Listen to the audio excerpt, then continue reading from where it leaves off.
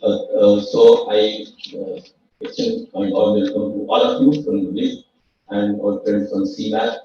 They drove all the way from there. That's your attraction already. And I just want to welcome Professor Anil Gupta for accepting our invitation and coming. He's coming from North. He's really a lot of pain to come here, and we did not postpone all of those things came a little later. And willing to interact with us and give a talk is going to be around for a couple of days.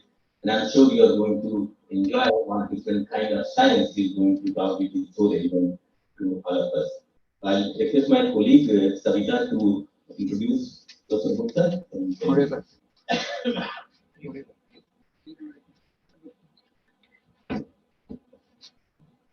A very good afternoon to everyone here. A very warm welcome to participants online and everyone here with us today. I'm very happy to introduce Professor Anil Gupta, and we're all very eager to hear and learn more about leveraging community knowledge from his talk today.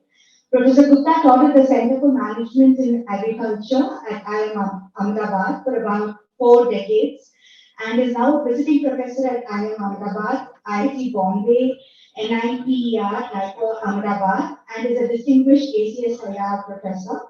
He is a founder of several grassroots organizations such as the Honeybee Network, National Innovation Foundation, NIF, Society for Research and Initiatives for Sustainable Technologies and Institutions, SRISHTI, and Gujarat Grassroots Innovation Augmentation Network, GYAN. He was awarded the Padma Shri by the President of India in 2004. His book, Grassroots Innovation, Minds on the Margin Are Not Marginal Minds, puts on record some of his experiences as the founder of the Honeybee Network and also his experiences of the show Yatra. I'm sure Sir will talk about it, which brings together thousands of grassroots innovators. I would now request Professor Anil Gupta to address the audience. Thank you, sir.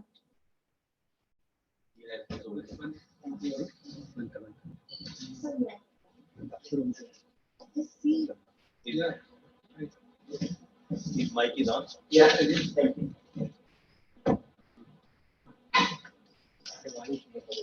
Good afternoon, friends. I don't have to labor the subject of the talk today too much because I know that at least IPRs is already engaged very actively and very empathetically to deserve our attention even if they cannot design. I often tell my students that I also that the difference between research and design. People coming to work in villages all over the country, they deserve the best of the science, best of technology, best of the management support. But often their capacity to pay our fees or our institutional access, knowledge or whatever else that is involved in teaching us is not very high. There is a gap that exists. But this gap does more harm to science than for the simple reason that there are many important insights that you can get from the knowledge system, which will advance the science much farther and faster than is possible otherwise. And this is one of the subjects, one of the points that I have made today as to why and how we will try to transform the scientific perception of social knowledge, social capital that society has. The second issue that I would like to discuss is that there is a ethical framework which governs the exchange of knowledge. Many good institutions follow many of the features of good ethics, but somehow there always remains some gaps, and I will mention those gaps, so that in the exchange that we have, the former R&D institutions and the communities, there is a reciprocity, there is a respect, and there is a recognition of mutual interest and rights. And finally, I would also like to mention that there are certain unexplored areas of this interface between science and society, which are crying for support, which need to be bridged. my feeling is that if we can do that faster, we will be able to generate much more viable, affordable, and accessible solutions for well-being of all of us than we do in case of advice. But the question often arises that if people's knowledge is so good, why do people remain poor? Now, it has nothing to do with the knowledge system's integrity, it is something to do with the ethics of this knowledge, governance. So when we go to the villages and we talk to people about the things they share, often they answer the questions unequivocally.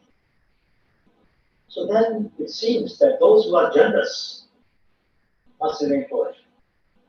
Those who are stingy either get rich. If this is the framework that operates today, then there is a danger which we are not witnessing it so clearly, but we go to our past country.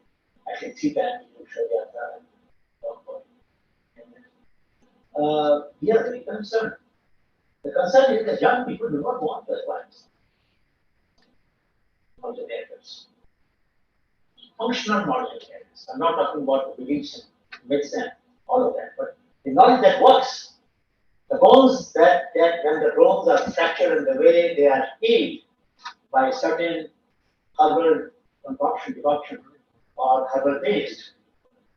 And studies are done, and a company then later on develops it, ointment out of it. That is developed an ointment out of tea plant from Satya, Assam. Same tea plant. It's a functional knowledge. But very rarely do we come across young people really trying to learn this. Why? Because they don't want to remain poor. And they have seen the fate of the others who followed, who developed this knowledge, who shared this, who exchanged it. Their life was not something to follow, not something to emulate. So this is the first challenge we had. That what do we do by which we don't disturb the ethics of openness, of sharing, of solidarity, of generosity, and at the same time, through our own mechanisms of funding and benefit sharing, we try to build in our projects a component of empowerment and capacity building, and necessarily some resource building for these communities. At least a library in every school of every village where we work is a must. Isn't it? इतना तो कर सकते हैं हम लोग intellectuals हैं तो कम से कम लाइब्रेरी बना दें कि गाँव में अभी I was coming from Nagaland and my colleague Dr. Mathu, we were coming back X-ray, which is the farthest district on the border of Panama. On the way, we walked past through a place called the State District. And my colleague was driving and he saw on a bus stand there was a library. Open library. Young people, a student I met, she initiated with her professor a library, and then other young people joined, youth club joined. And to my mind, this is the first library I have seen in the country on a street, without any docket key, having books for anybody to go and read and share and put and follow whatever they want to do. No supervision, no register, no requirement of a credit card. And if some of you want to see them, you will see it on my social media page. And I can send you more information. I have put the phone numbers and the address of the young person there who will be willing to receive books from you if you wish to send them. What I'm trying to say is that we have to create new models of engagement by which young people feel empowered, enthused, and inquisitive about the knowledge system which their society has evolved over thousands of years, with contemporary innovations in them at the same time, from time to time, when some grounds are not available, then they substitute them by some other activities. So, there is a problem. You want to share it to the webinar audience? Yes. Or do it, let them see the camera. That's an They can already see you, but we want to also share. Yeah. Sorry for the interruption. So let me first begin with a practice, very interesting, innovative experiment that in the district did some back in 90s. So they used Cobratum oblifolium, which is a creeper. Leaves of Cobratum oblifolium. 10 people will stand in a row, and face toward the direction in which the wind is moving, and then they will catch Bristol beetle. Bristol beetle, as you know, are called blisters. They will take Bristol beetle, take the leaves of Potato morifolium, crush them in their hands, hold that like this, and walk. And the pests are affected. Perhaps some alarm pheromones are related by the new chemistry between ant and insect that is taking place, which I do not know yet, but I'm sure some of you will figure it out and help us to know. I'm not aware of many practices where where insect and the plant combine together to produce a reaction, which then gives signals to the pest to go away that they will interfere. Now, if it is true that there are alarm pheromones generated in this process, then it's a very interesting finding. I'm not aware of any such practice in science of this kind of pheromone generation in situ. We have pheromones, and we hang them on the horticulture trees, as we all know. But in situ production of pheromones, which means that science will be advanced. We will discover some new ways, and then once these, then we can look at other insects, and we can look at other plants, and we can look at chemistry among them, and then see which of these, maybe people may not have stumbled on the most effective combination of the plant and the insect. It's possible. I will never claim that people have found the most optimal answer. No, it is an experimental process. Some people get curious. There was another farmer whose workers were working in the farm, and he often used to become tea. So he gave a cup of tea. The lady, wife of the worker, had to attend to the child. So she covered the cup of tea with a leaf of Ipomoea fastuosa, Vesham होते हैं, हया होते हैं, hollow and on the sandy area, it was very purple flowers and sometimes white. And he covered it with leaf. And after some time, the tea, she developed toxicity. Immediately had to be rushed to the hospital, survived. And this gave thought to the farmer that if this leaf, just by covering could diffuse some compounds which could cause insect, would cause toxicity, maybe I can develop a herbicide. And that's how the herbicide was born.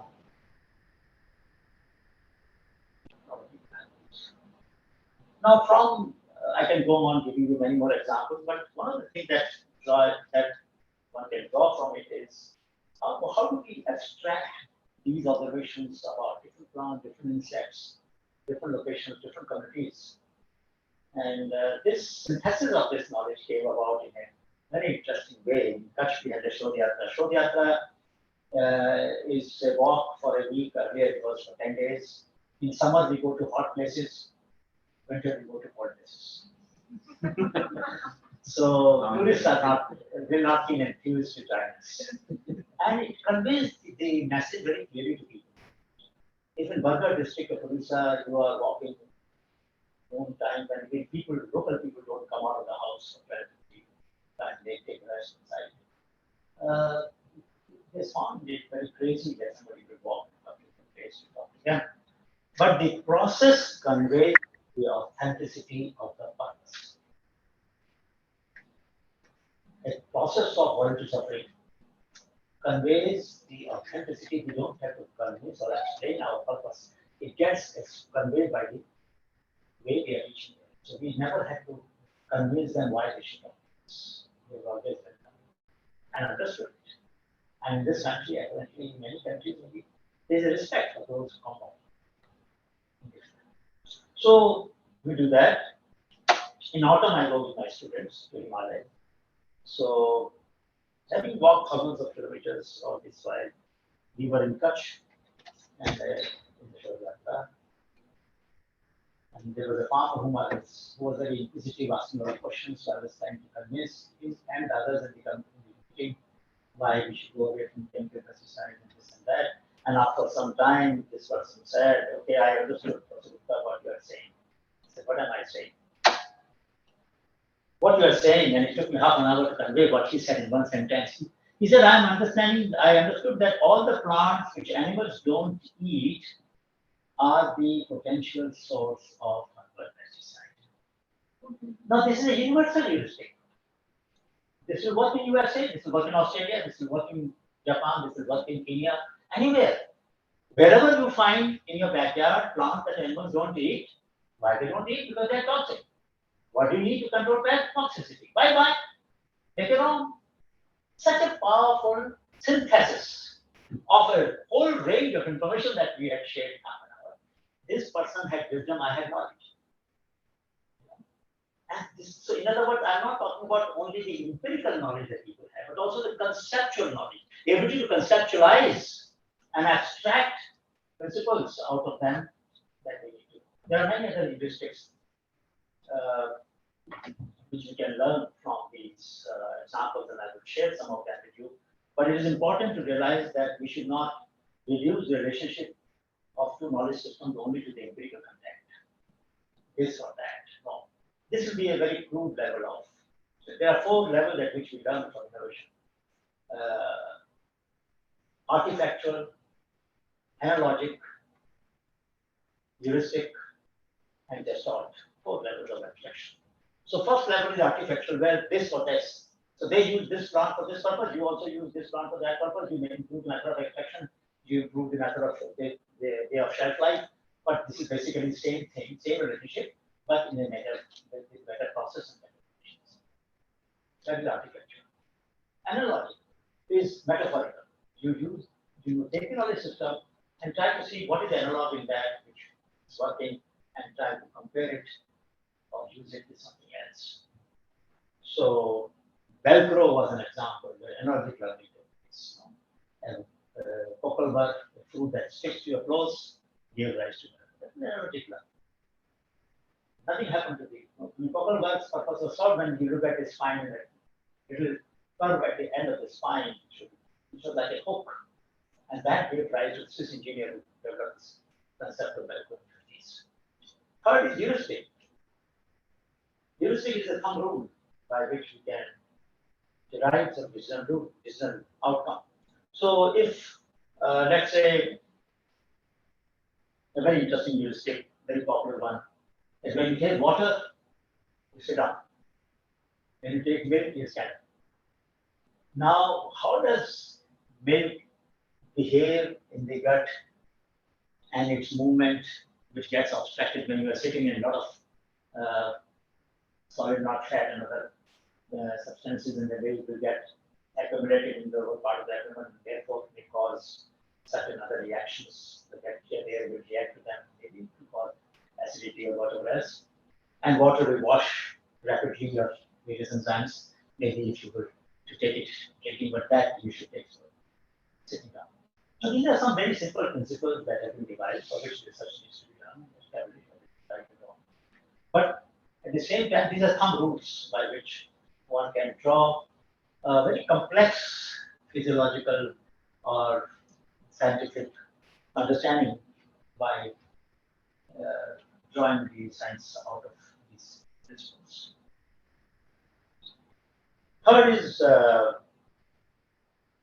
fourth is gestalt. Artifactual, analogic, heuristic, and gestalt. And gestalt is where you look at the relationship between technology institutions, science, technology, institution, culture.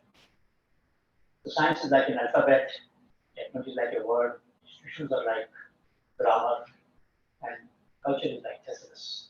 So you need all the 4 to build an ecosystem. And we need to, therefore, not restrict at technological level, at least when we deal with the people's knowledge. We should also go to the science underlying that knowledge and therefore drive that message. I was talking to Rakesh about a plant, Sama, which is a wheat in rice field. And I was asking myself a question a long time ago, 3 decades ago, why did our culture try to preserve this wheat? By placing it in a very sacred ritual of our culture where you are supposed to eat the pudding made of samata, sama. And then, out of a lot of papers that were there in literature were on how to control this wheat. 99% papers were on how to control this wheat. I found 1 or 2 papers where some curious entomologists looked at the functional use of this plant in the ecosystem, and they found that the wheat roller, an insect in the paddy field, would not compete with life cycle if this plant was present and if it was fed on. That means metamorphosis changed. Now there's a very interesting way of pest control, and people discovered this and then therefore found it prudent enough to situate it in a cultural system of knowledge, which we believe is a superstition, maybe, because we didn't find the science of it. I'm not implying that many beliefs should be given the same respect. No, I'm not saying that. I'm only saying wherever we can discover the science and find a good explanation, experimentally and empirically, only those beliefs I would like to place in that respectable category, where we will then consider that yes, some good science has been produced. Recently, and I will show you that photograph, it's very interesting how The pointer science. is there. Sorry? The pointer is just there to use that. Yeah, I'll just come there. I'll come to this and then go back to the earlier example. Now, this is a fruit tree. And for 2 centuries, scientists called it a single species. But people had 2 names for this. For 200 years. Then a curious scientist said, but there must be some logic why people are using 2 names. And they figured out that these are actually 2 different species, which were clubbed by the scientists under one scientific name for 200 years. That name remained by it. This is a very precise example of if only we had listened and tried to understand why are people using 2 different names in the same connection. Sometimes names are different across the village. That's a different matter. I'm saying same community, same village. Why are they distinguishing this tree from that tree? And scientists say, no, they're saying because the flower seems similar and all of that. But the fruit is different. So there's a logic which is dictated by very hard science, where I would believe that we should pay attention and listen to the knowledge that we get. But how would we ensure that people will tell us the truth and not something else? So this asymmetry, there are many asymmetries, and I'll come to many dimensions that are there in this interface.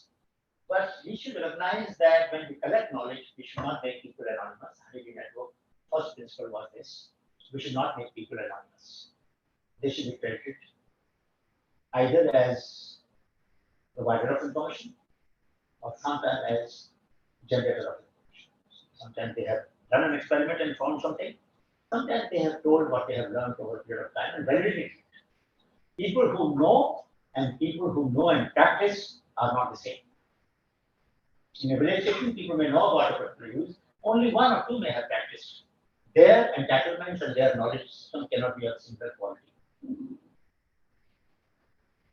So we must recognize that the practitioner not only knows how to diagnose, but also decide how much of those dosage should be given of a particular formulation. So that fellow is a clinician of the kind in their own system of work. Therefore, his knowledge or her knowledge cannot be equated with someone who just knows about it. So that distinction must be maintained, so that we give respect to those who deserve and who deserve more than others. Third is that whatever we do, research we do, we must share it in local language with the governments. This is very important. Very few scientists, please pardon me for saying this, but very few share the findings in local language in an easily understandable manner. If I give them scientific terms and give them a whole genomic map, they won't make sense. But if I tell them that these are the 4 regions in the genome, this signifies this, this signifies this, this signifies this, and we found that according to your taxonomy, these regions register the variability between the species that you call by different names. Now that would be interesting for them. That at the structural level you could find a difference which they had intuitively or by practice or by observation discovered. And there are a lot of papers where people have tried to look at different frogs, species of frog, and there were 12 different species of frog which were found in a region. They wanted to know what was the basis of precision, and then they tried to use genomics to find it. Similarly, in the germplasm of wheat, they have tried to do that. In many other crops, they have tried. Millet, they have tried to do that, and then try to see whether the distinctions had a genomic basis or not. So it's an interesting development in the last 15, 20 years, maybe a little more, that many scientists, genomic scientists, are trying to look at genomic level basis of linguistic differences. So linguistics is emerging as a very important modifier of the cataloging system, of the taxonomic system of the local governments. I'm not saying the taxonomic system exists only in the plant, they also exist in soil. So there are studies which show that the indigenous soil classification is much richer than the USDA classification of dividing the soils of all the world into 7 categories. We have texture, depth, taste of the soil, and on different levels of slopes and color, and so many other parameters. So a study Robert in research way back in 1988, she found there were 24 different kinds of soil in Andhra Pradesh, in that region, where you said is located in their study villages, as compared to 6-7-fold classification of USDA, US Department of Agriculture, which all the people soil scientists use around the world.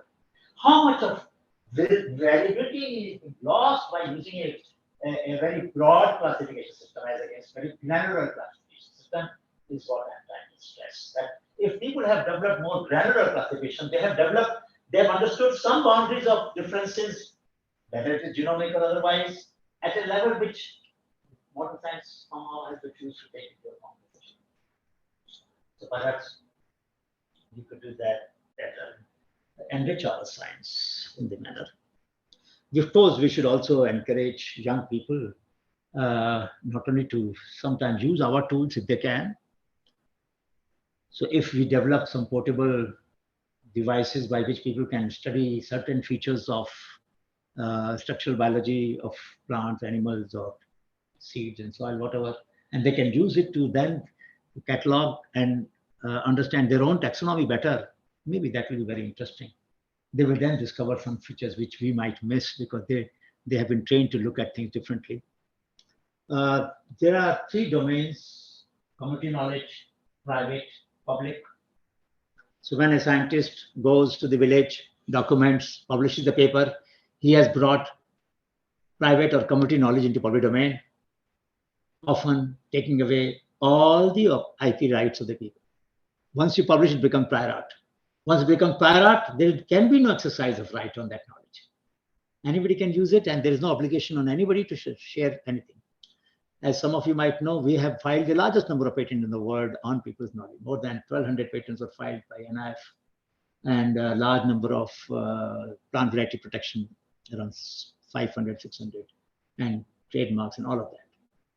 We were the first one to file patents for farmers not educated beyond 10th class in US, and got 3 patents in 2003, filed in 98 before NIF was set up through Gyan and Srishti. So we wanted to prove that the knowledge of the people can go beyond the art of even one of the most developed country. We had to make a point. We wanted to make a point, and that too in some mature industry like tractor and others. So it is possible that this knowledge, we have made a sufficiently empirical case that this knowledge can stand on its own feet, both in the field of intellectual property, but also in the field of science. But we can try to distinguish, as I said, between knowledge and practice of individual, community, public, individual, community, public. So let's say there is a plant growing in public land, but knowledge is only with one person. A plant is growing in private land, but knowledge is with one person. A plant is growing in a community garden, but knowledge is with one person. These are the kind of variabilities that one can introduce between knowledge, practice, and even resources. All this will make task a little complex, but it is useful, therefore, to decide how to apportion and how to create or reinforce the institutions for future strengthening when we develop this knowledge system. So I have mentioned some of these things. Prior informed consent is something that we all know is very important. In health sector, it is very strictly implemented. You go for a TMT test, doctor tells you that 1 in 10,000 cases will have a complication while going for TMT test. I'm around. We are taking your blood pressure monitoring, we are doing it continuously, but my duty is to warn you of the risk involved in this test. Are you ready? If so, please sign this paper. You or your ward will have to sign the paper. Only then he will take the test. So in medical science, the concept of prior informed consent has been reasonably well implemented. But in social sciences, we haven't done as well as we should do in future. And probably this is an area where we need to do better. We realize that in many cases we have to do video PICs instead of paper because they are illiterate people. So you should record it in the presence of the elders of the village, what consent you are taking from them. And we also give them the right that they can withdraw the consent anytime they want. So that if for some reason they are not happy with our conduct, they should be able to do that. They should be able to decide that. This is very interesting. So this is the example of in Navajo, in American Indian community, they used them calling them as 12 insect people. And it looked crazy. How can people and insect have anything in common? But you know, and this science says this is the E. coli one that I was mentioning to you, that there was 7% of the genome was from E. coli. There must have been some interface, some incorporation of the genetic material during the evolutionary history of hundreds of thousands of years or billions of years, I would say. There must have been some incorporation, but this is an interesting finding of this. The genetics is a not so new thing, and this is a paper which came in 2004 about how our Gotra system, for example, to keeping genetic distance, whether we may not like it for many other reasons, but one reason why we would like it is that it didn't let inbreeding take place. You know, and many world over people are trying to understand how did society keep its fertility level intact for thousands of years? Otherwise, civilization would have collapsed. You know, just look at how many 25 cycles of inbreeding, and then you have all kinds of diseases and other things. So there must have been, people were aware of genetics, that's what I'm trying to say. People were aware of genetics. How did Kankaraj, Sahel, Sahiwal, Gir breed evolve? After 2.5 years to a third year, the bull was castrated to prevent full sib or half sib mating. It was pure and simple genetics and animal breeding. So therefore, it will not be impossible for people to understand the genomics if we were to explain to them using their metaphors, using their examples, that look, you have been doing this. Now we are going a step further and giving you a little more insight about the discipline. Then the depth to which our discussion can go will be much higher, much deeper than the depth at which we probably have this discussion. So in South Africa, Zulu tribe had, this is an interesting paper that I found in South Africa, where they looked at the classification, the Zulu system of frog taxonomy. And they were trying to see how the frog taxonomy and the scientific taxonomy matched. And how could people discover those distinguishing features where the boundary of one species and another begins so carefully in their folk knowledge system? They must have been curious about those differences. What I'm trying to say, that precision in science is not only an attribute that we have acquired now. This attribute existed among some minds from time immemorial. Some people were more curious, they were more mathematical or more precise in their observations, and they therefore developed some systems of classification, which now we are realizing are very scientific in nature. And it's used good for that. I mentioned about soil classification system, I mentioned about this. So I want to mention one example of why sometimes science fails to discover the value of knowledge. So I was in a committee which was evaluating the program of National Institute of Science and National Institute of Health and some other institutions on biodiversity conservation through drug discovery. So there were 7 of us who were in that committee. So I asked the question, the program was where the large corporations, health companies of US and a research institute will partner with the institutions in developing countries, particularly in Africa, for drug discovery and help in therefore conservation of biodiversity. So there was one friend, Maurice, who from Nigeria, eminent botanist and also economist and phytochemist. I also went to the village to study and talk to the healers. So they had a practice. I said, is there a case where somebody gave you a practice and it didn't work repeatedly? He said, yes. So there was the healer. He gave us a medicine for, it was Walter Reed Malaria Research Institute. They were the partner in that program. That's how I remember. So they said, the farmer said it, he just said it didn't work. And they gave and gave and gave and it didn't work. So afterwards, sometime he asked, how do you give? He said, I give it by injection. I said, I don't give it by injection. He just said, I give it orally. So just orally. And of course it worked. Now, surely, you know, the difference between giving in blood and giving in orally, because kind of chemistry that takes place orally is very different. So here the science was committing mistake. It was using a process which was not the one similar to the one that Healer was using. So if sometime our process is not scientific enough, a good practice may get a bad name because we didn't use that according to that practice. In this case, since I asked this question, I discovered that this was the example. Many times people don't publish these kind of findings.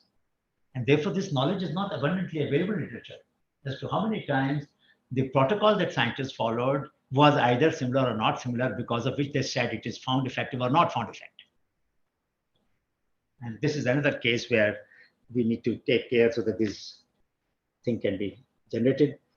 There are many examples which I collected: apple peel, cotton, lofa, tomato peel as water purifiers. I was talking to ACISR students. I know some of you will, some of the students here will be doing PhD, and I and Anamika taught 3 batches of about 200 to 300 students each on a course called as Meeting the Unmet Need, Grassroots Innovations.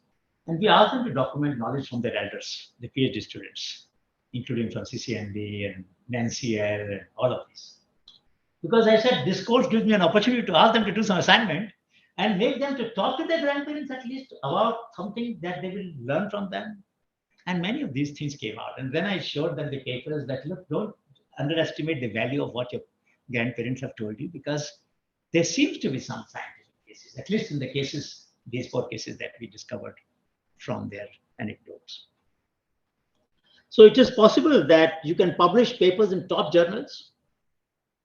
So publication quest or the academic ranking will not be affected if you worked on people's knowledge. That's the point I'm trying to make. From the ANU, these 3 papers came from Australian National University, Singapore. Very good impact factor journals. So good science can come out of good practices of the community. And there is no trade-off between academic respect that we will get and the relevant knowledge that we will produce. That's the point I'm trying to make here. Good science, good technology, affordable solution. As you were saying, that the goal of TIGS is not just to study and publish, but to produce good knowledge. Though you said, and I agree with you, that the papers will follow. And papers will follow even more prestigious journals if the solutions are very affordable. One of the students from MIT, Dr. Kulkarni, the student, she found that for water filter, if you take the xylem of pine tree wood, it is extremely effective. It removes even viruses and bacteria, of course. Just a tube in which she puts the pine xylem wood. That's it. Xylem, as you know, xylem and phloem, one-way direction. So it's a natural filter system designed by the nature. She just inserted that wood piece, and it is very easy to clean. Just either wash it in hot water for some time or wash it in alcohol, and you can reuse this piece of wood. And water filter is ready. Can you imagine more cost-effective water filter? And the paper was published in the top journal. I think PNAS. So it is possible to do good science, extremely affordable science, by linking with communities and building on their knowledge.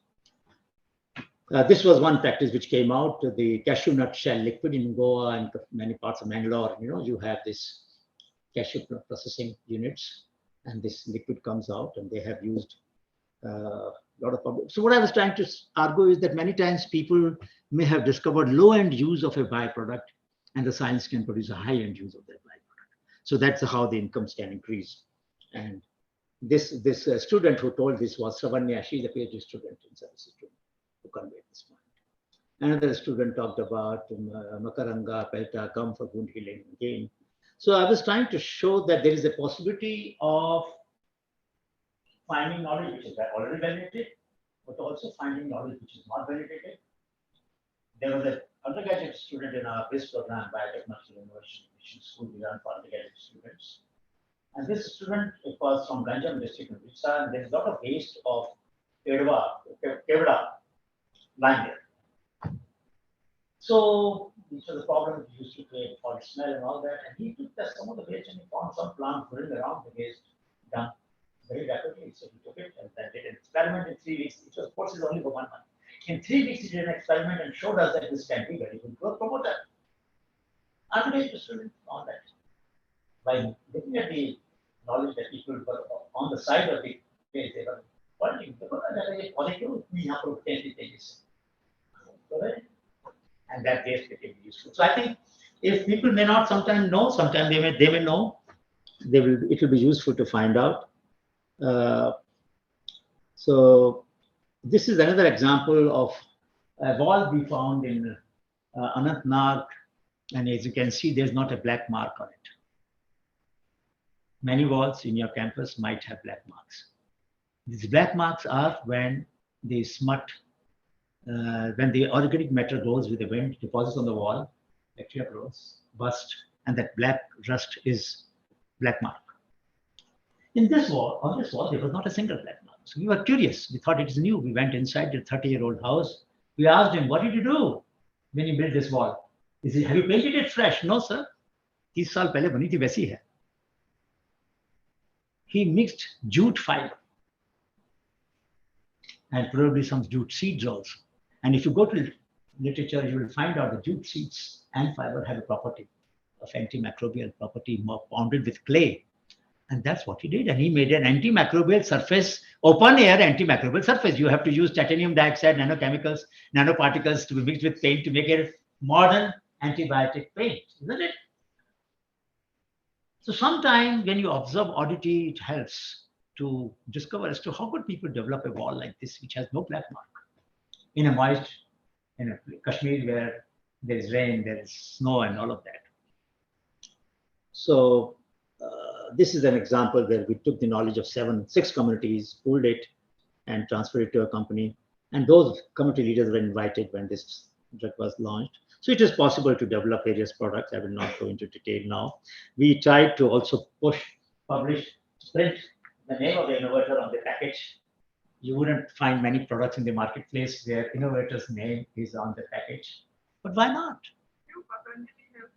वो innovator हाँ उसका तो 2% में paper है ना उसके वो तो बहुत बड़ा स्कॉलर है खैर क्या बात करें आज का न्यूज़पेपर में हाँ वो एडवर्टाइजमेंट होगा ना उसका हाँ हाँ हाँ नहीं वो तो बहुत बड़े स्कॉलर हैं लेकिन I'm talking about ordinary scholars, ordinary innovators who do a lot of research work and then discover solution. उनका डाल सकते हैं मतलब मेरा यह है कि मार्केट के अंदर भी हम इंट्रोड्यूस करें हमारी जो एथिक्स है it should permeate marketplace. When products come out of this interface of genomic and society, we might like to use new ways of promoting the creative communities and knowledge providers. That's all I'm talking. Yes, please. In this regard, I just had a question that when you go to companies with this knowledge, right, they would need to do. So, how open are companies sort of to take up this and then say that we will invest in this, and how much of that are they ready to give back to in terms of monetary not many to the innovation? Not many, but somehow some of the people for some good reason have been very kind to us, but I would say that is exception. 90% of those or 95, 99% of those whom I know or our students are working in those companies at senior position also. And Sinjin is CEO is my student and many others. They are not open to this. I'm not talking about this company. I'm just saying generally, companies are not open to the idea of both acknowledging and sharing benefits faithfully. This is not a concept that has taken deep root. Although Dr. Pushpan Gadan, former director, NBRI and TBGRI, Tropical Botanical Garden Research Institute of Kerala, Thiruvananthapuram, when he and his colleague at German, they went to Kani tribe and found Arugyapacha leaf from which they developed energy booster, which was a drug called Jeevani by Ayurvedashala. There, Ayurvedashala gave them 25 lakhs in the first tranche. 50% went to the institute, 50% was the share of the scientist, scientists gave 100% of their share to the community when Dr. Pushpan discussed with me and said, what is the best way? We created a trust fund there and the money was put. That's one of the few examples where scientists have on their part contributed their share for creating a trust fund, not the institute, not the company, but the scientist. So I'm saying there are good examples that we have with us to follow where we can create good models of this benefit sharing. And in any case, we receive enough consultancy and there are other ways in which one can earn money. So one doesn't have to necessarily earn in these kind of transactions. That's all I'm trying to say. It is possible to do that. But your question is valid. We have not been as lucky as we would like to be. But I think we have to keep on trying. We have to keep on trying. And this model with the matrix bioscience in Hyderabad was tried. That's not is no more working now. But they were nice. They accepted all our suggestions. And we gave them concentrate. They made the formulation. And they agreed to this suggestion that we will put the name of the innovator, picture of the innovator. We wanted to make a point, and they agreed. So this is a very interesting study where neem extract UV profile, UV exposure changes and makes it stable. That was very interesting for us as a finding. So these are where we can make knowledge system of the people more effective. Neem extract, as you know, is very photodegradable. So when it should never be applied in the sunlight, it should never be applied in the morning, it should always be applied in the afternoon or evening. But farmers do that because it degrades very fast. But UV exposure to that, where it is. There are many studies, I will not go into these examples, but we have many examples of products which have been developed based on people's knowledge. She is the first one in Bihar, Champaran. We met her. We developed, filed a patent in her name. And there are large examples of knowledge where people have done this. So I would just say that we need to build new supply chains. When we mine the minds of the masses, we should make sure that this mining is not as exploitative of the social environment as the real mining is of the natural environment. We should try and see that we are able to create new partnerships and make it more. There are 150,000, almost 150,000 post offices. As a dream, I have been thinking that if we could build a system of mapping the mines, we could map the whole 700 districts and 650,000 villages of our country, 4 villages per post office. And we could do a lot more things. For example, water sample. I was in a launch accelerator by NASA, launched that many years, decades ago, 2 decades ago, I think. Florida, and there were some water scientists. An idea was that if you take a stamp and paste it with the water of the well and put the well number, can we isolate both minerals and the bacteria in that glue, which has been pasted with the water of a well, and give a report to the people so we can map the water quality of all the wells in the country through a very sensitive technique of this kind, getting water sample through the stamps. Now it's a wishful thinking, I know, but I don't have any example whether this can work or not. But a thought came to mind that maybe we can try and see how we could map. Challenge awards. It may be a good idea that when we are facing a problem which is not being solved, we are throw upon the challenge to communities as well, not just to our scholars. It's open challenge. Anybody can come out. Gandhiji gave a challenge in 1929, 29 July 1929, for redesigning the spinning wheel. And Peti Charkha that has come out, 1931 when he went to Varda jail, he had that charkha with him, which was portable, light, low cost, high quality, good quality yarn, and so on. All these specifications that he gave. But 7,700 pound was the award money, 1 lakh rupee of that time. Today it will be 10 crore. But why not? Why not we announce such awards for problems for which we don't have an answer? If nothing else, it will trigger the imagination of people, and some people will give some idea. Together, these ideas might work. Even the employment guarantee program, I mean, I have been arguing, someday it may happen, 100 days of work. I'm saying give 10 days for mapping of the knowledge.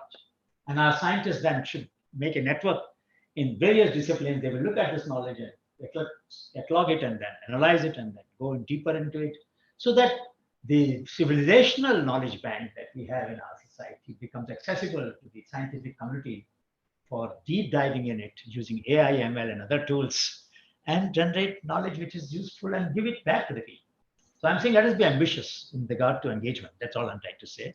Let us be as ambitious as we can be in building partnership with the communities so that this knowledge system be accessible to us. Please remember, and this is the last point I want to make, never before so much knowledge was lost as is being lost today. Because the link between grandparent and grandchildren generation was never so tenuous, was never so weak as it is today. All of us professionals, many of us, or my granddaughter lives in Bangalore, I live in Ahmedabad. So the connect between the grandparents and grandchildren is very deep now. So where is the storytelling? Where is the knowledge building? Where are the things that children will ask? Why are you doing this? Why are you doing that? Why don't you do this way? And then those questions will go to the school, and teacher will be intrigued by some of those questions, and she will ask her grandparents maybe, and come back to the class. And a whole range of churning will take place, manthan will take place, and knowledge will grow in the process. Thank you so much.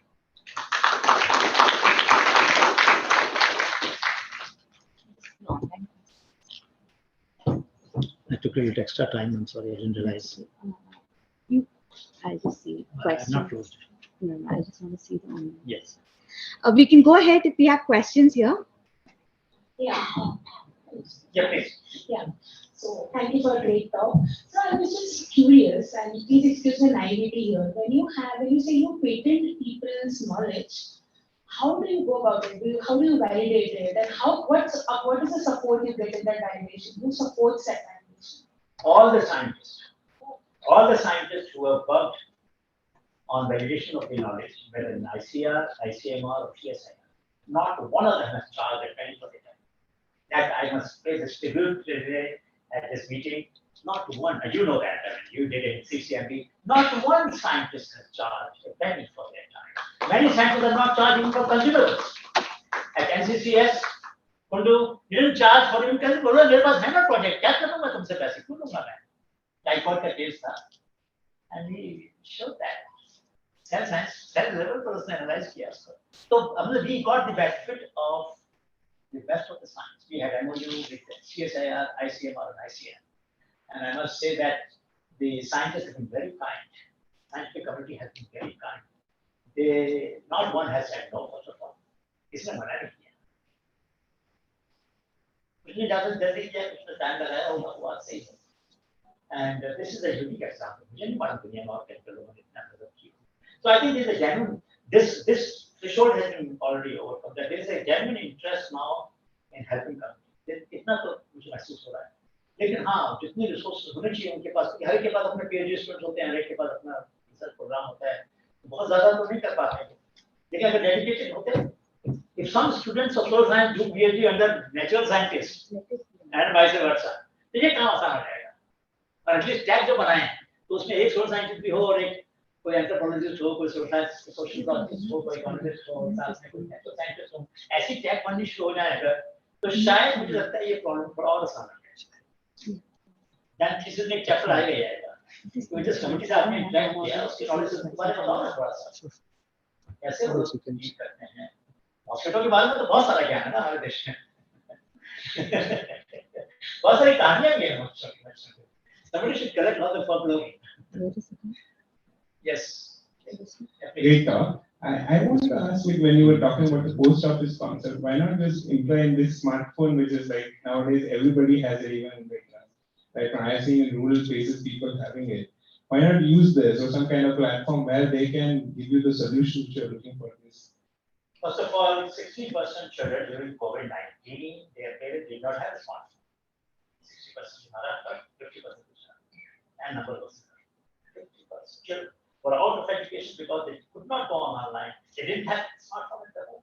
So this notion, there are 900 million smartphones in our country. Smartphones, but many of us have more than one. Sometimes two, sometimes three. So it is not as accessible as it is. Secondly, over the years, number of entries we got when I was looking after that, step down. We got very few entries from online or through WhatsApp. Very few. Not even 1,000 in a year. Mobile operation is another. Mobile operation भी है for some reason I must say honestly हाँ बच्चे जो हैं unite के अंदर बच्चे भेज देते हैं अपनी एंट्री वो ज्यादा स्मार्ट हैं वो भेज देते हैं और वो भी खासतौर से प्राइवेट स्कूल के बच्चे सरकारी स्कूल के बच्चे उनके साथ उनको करेक्ट करना पड़ता है कागज के so there's a big divide. Can you imagine half of the children during COVID-19 remain out of online education and this country didn't care. किसी को परेशानी नहीं कैसे 2 साल वो स्कूल में टीचर नहीं आता था जैसा भी तब भी पढ़ने में दिक्कत थी अब टीचर के बिना पढ़ाए हुए 2 साल हो गए अब कैसे पढ़ेंगे इज अ मेजर चैलेंज है but that's a separate subject but I am just telling you कि अभी उतना ज्यादा हो नहीं पा रहा है इससे There is one follow-up which I wanted to ask. When you said that knowledge is being lost, but isn't that a norm? Like we are losing knowledge right from thousands of centuries. Continuously, the new century comes up, it comes with the own knowledge. Probably what knowledge we have 1,000 years from now, we will lose what we have right now. That's a trend which happens. Yes, but there is some knowledge which is very critical for our civilization survival. वो Noah's Ark की कहानी सुनी ना? When the great deluge took place, there was Noah's Ark in which some samples. Oh, Noah's Ark. Yes. So what I'm saying is that different times when the world was coming to a collapsing point, somehow society found that there must be a way of preserving critical knowledge and resources. As a matter of fact, that has come now. Because of the disconnect between grandparents and grandchildren, because of the exposure to the media and other thing that is happening in our younger generation, because of the less time that we are spending with each other and more time at home, the knowledge development is much more rapid. Yes. Do you also think that in addition to the disconnect, it's also the perception that preserving and talking about traditional knowledge is sort of non-scientific? And do you think there is a way to sort of get around that? Because I personally feel that that is one of the reasons why people don't talk much about it or don't. My intuitive feeling is that taxonomy is one branch of knowledge which can give us the maximum head start in generating respect for this.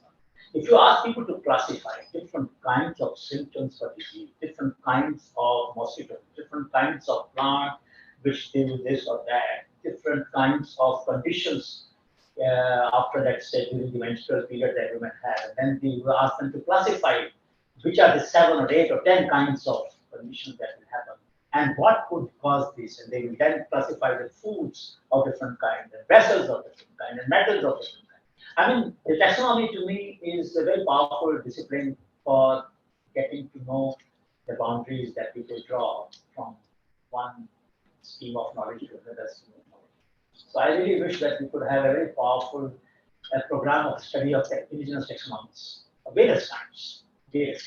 दाल कौन से कुएं के पानी से दाल बनेगी भैया जानते हो ना बोलते फलाने कुएं से लाओ पानी ये जो तुर की दाल जो है ये दाल गलने वाली नहीं है उड़द की दाल गलेगी नहीं इस पानी से ये पानी हार्ड नहीं जानती वो मुझे जानती कि इस पानी से नहीं गलेगी दाल बहुत देर लगेगी इसमें 2 घंटे लग जाएंगे दाल नहीं बन पाएगी उनको जाना है तो पानी उस कुएं से लाओ. Now they know this one. They have classified the wells of the village into different kinds of cooking media. Don't you post this one? ये knowledge है उनके पास, लेकिन हमने कभी systematically organize नहीं किया. So if we were to classify wells on the basis of hardness, we will do a test of minerals and so on and so forth. और कुछ तो जाएंगे. मैप कर लीजिए ना उसके ऊपर उनका सिस्टम. बस करना बात इतना ही करना है. So I think when I agree with you that we have to increase respect. Respect will come through science, nothing else. I don't think by persuasion and by argument we can generate respect. I believe, and rightly so, I think the science should be the one which should generate respect. ये कहना कि हमने पढ़ा है लिखा है इससे that's why the Ayurveda is still not getting that much respect as TCM traditional Chinese medicine got. Traditional Chinese medicine got because of the huge investment in science. आपको मालूम है कैसे उसको नोबेल प्राइज क्यों मिला सिस्टू को artemisinin के लिए? Some of you should read. I use this case in the ACSIR course. उसने प्लांट निकाला 700 साल पुराने टेक्स्ट में से 7,000 क्या कितने प्लांट निकाले, उनमें से शॉर्ट करते करते करते करते उनको ये मिला। लेकिन इस प्लांट में एक तकलीफ थी, the patient sometimes would show good results and sometimes will not show results, and they felt that it was degrading in the body very fast, and they were not able to figure it out. Then she found a 700-year-old manuscript, and she mentioned that in the text. She found a 700-year-old manuscript in which it was mentioned that they took the extract by keeping in the water, soaking in the water, cold water. And they were making hot water extract. Hot water extract was making it unstable. Nobel Prize came because of that 700-year-old manuscript which declared that cold water extract is the one that you need for this medicine, and that was the point. She acknowledges that in her speech. She was heading this program at the time when Vietnam War was going on. And the Vietnamese were not having any escape. They did not have any medicine for people. And that's when they requested the Mao Zedong at that time to help. And they set up a committee, and she was the head of the very large network of scientists that was created. It took them a long time, almost 20 years. But the tilting point was the discovery of cold water versus hot water. And credit goes to Jason Nobel Prize. Not a small thing. So this kind of evidence we need to bring in the classroom and make it available to our scholars and students that look, the Nobel Prize work has been done by giving attention to this kind of system. कोई छोटी बात, हाँ वो बात सही है कि हम लोग उतने attentively नहीं पढ़ रहे हैं जितना पढ़ना चाहिए. ताकत तो है system. Society will address the right. So I'm not a believer, blind believer. Please understand. I know there are a lot of superstitions. There are a lot of bad practices in technology system. Gender ratio is adverse, not just like that. The most developed districts of our country have most adverse gender ratio, and we have lots of knowledge about how grandmothers and mothers-in-laws do what they do, unfortunately. But we will never share that. But we are aware. I'm aware. But that's also not a system. So please don't get the impression that all intentional knowledge is good. No. There's a lot in the traditional knowledge system which is pernicious, which is very bad for human beings, particularly for women. So we should definitely be very selective about it.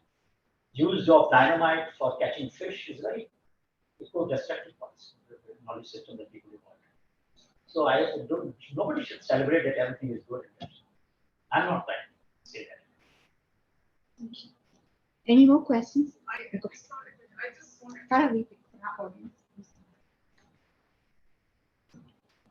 actually reminds me of previous discussion that we had before this talk, where you said one health should consider other aspects as well, not just thinking about this connection of health between animals and humans.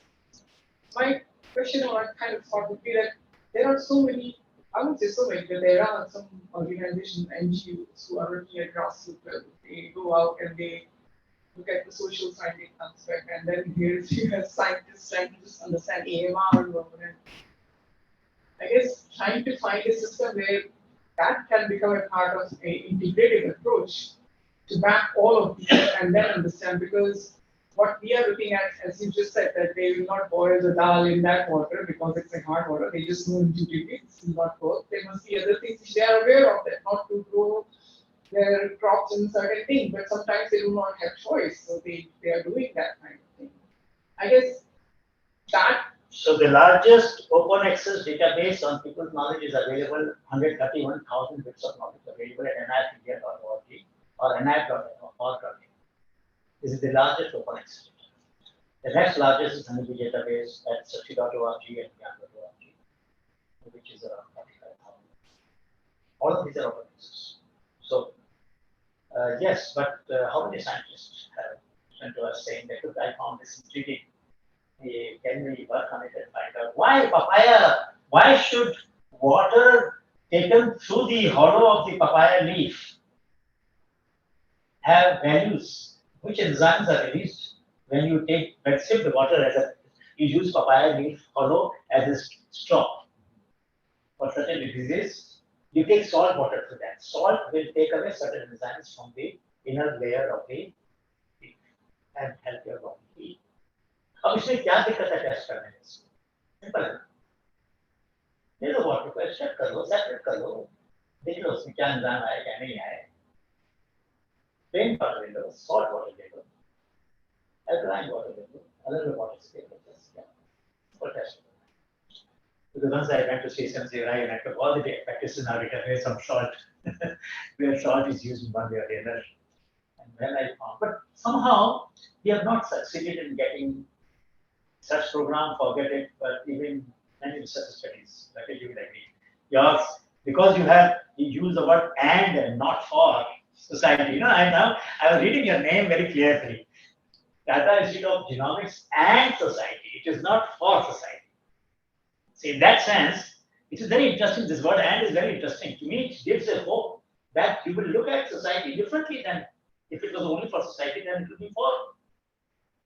और भी लगा के add क्यों लगाया मैंने इसमें काफी reflect किया मुझे लगा कि शायद इसके अंदर एक हिडन मैसेज इंटेंशन तो है अच्छी कि सोसाइटी की जो नॉलेज है उसको भी हम लाएं और उसका जेनोमिक बेसिस है उसको भी समझें और जेनोमिक से सोसाइटी की नॉलेज को हम एम्प्लीफाई करें या कुछ करें तो शायद ये दोनों जुड़ सकते हैं. This is my hope that this will happen because a lot of things that we look at only from one lens will sometimes not unravel other aspect which that lens is not capable of seeing. We all know. हम लोग कितने lenses use करते हैं microscope के अंदर अलग अलग तरीके से देखने. तो क्या वो सोसाइटी को देखने के लिए लेंस अलग नहीं चाहिए होगा हमको? एक ही लेंस से कैसे देखें? So I think this is possible. We would be very happy if this kind of communication. Any more questions from our audience? Yes, please. Yes, sir. So once we do bridge this gap that you were mentioning about, and we are aware of all the traditional knowledge systems, how do we convince the other people to follow it as well in this fast-paced world or in this new industrialized ecosystem that we're in? Because most of, for example, most of the Western medicine gives you quick relief and quick response for your symptoms of cold, fever, etc. And any other home remedy would take a longer duration. And if I have to go to work the next day, I would not afford to stay at home and take rest. So how do I convince the other people that, you know, this will the effect be longer than the long COVID? Will the effect of natural or traditional medicine be longer than the long COVID that is being caused now in the country? And we are getting a lot of reports of long COVID. That's also an effect, a documented effect. And we have no problem with that effect. The time period of COVID and its consequences, despite all the cure and immunity that we have built, many of us, is continuing. And the modern medicine could not prevent those long COVID effects. And they are sometimes, and they are claiming, some people are claiming that they are also having effect on brain. And fogginess in the brain continues. Correct? So long-term effects or long time taken to effect, I think is something we should now learn to live and accept as a reality of life, that there are problems for which effects will take longer time, and therefore treatment will take also. There are other things for which it will happen faster, and we should accept. So therefore, yes, you're right that it takes longer time. And, but there are some things which are, we found one particular species of wild ginger in Ireland this time. They say that it immediately reduces the blood pressure. So those who have low blood pressure should not take this. Now, so good effect, I don't know if any other medicine which gives it. Medicine which will raise the blood pressure, we know quickly. But medicine which reduces the blood pressure quickly, I don't know. Here it is. And you can work with us and develop this drug, and this committee should get credit for it. For consulting that one. And knowing this use. If they have done the basic connection between the cause and the effect, now only the process by which this effect has to be amplified and made stable and all that will have to be figured out. So you are right that, but one thing good has happened during the COVID, that a lot of people have become sensitive to fitness or to health foods, to organic and all of that. Somehow there is a sudden upsurge in the consumer preference, and I think it's a good thing. Otherwise, and sale of Ayurvedic medicine has shot up.